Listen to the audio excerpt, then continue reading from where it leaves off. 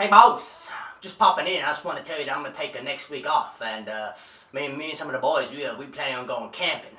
All right, see ya.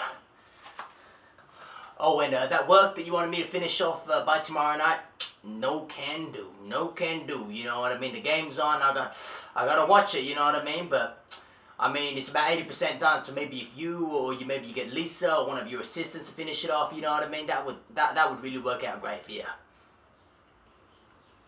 You're fired.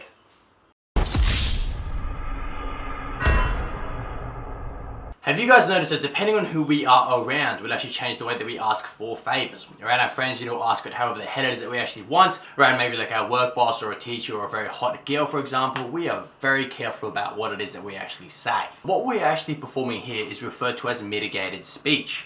And this is defined as any attempt to downplay or sugarcoat the meaning of what is being said. We mitigate pretty much every single time that we want to be polite or respectful whenever we are very embarrassed. So to understand how to best ask for favors and actually get the damn favor in the end, we need to understand how speech works. Okay, and the way that speech works is it actually presents itself across a spectrum.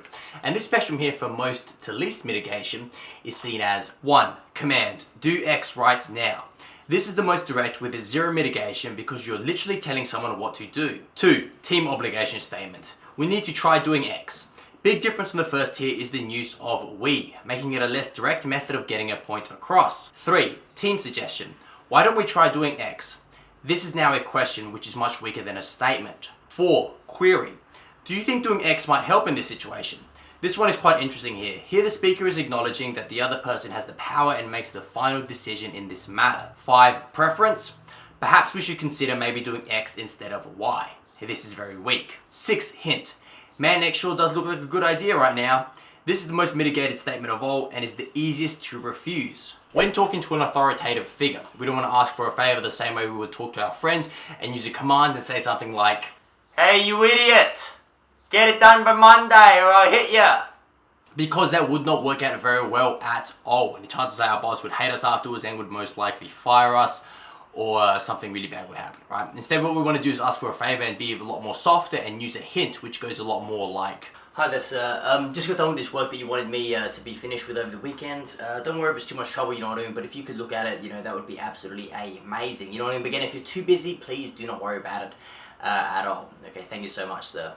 Anything more direct runs the risk of causing unnecessary offense. On top of this, like speaking this way actually reaffirms to the other person that they are the one in the position of power, which of course is going to be very appealing and they're going to like this very much because people like to be reminded that they are the one in the position of power. Now in this scenario here, mitigating your speech is absolutely critical, okay, because this is how a subordinate should be to a superior.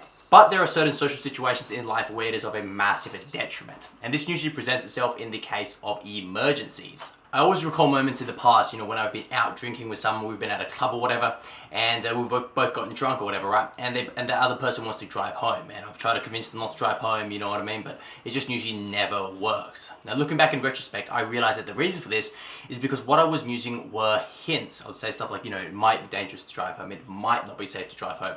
And of course, hints are the easiest to refuse again, like I said earlier. And on top of this, like convincing a drunk person to actually do something is almost an impossible task. "Don't you tell me what it is that I should do. I know exactly how to drive. I'm as sober as a nun." Instead, using a command or team obligation statement here would work out a lot better because these are a lot harder hitting. Now, realistically speaking, like whenever you're talking to a drunk person though, they might perceive this as being a bit confrontational and there might be a bit of tension between you and the other person, but this of course here is better than death.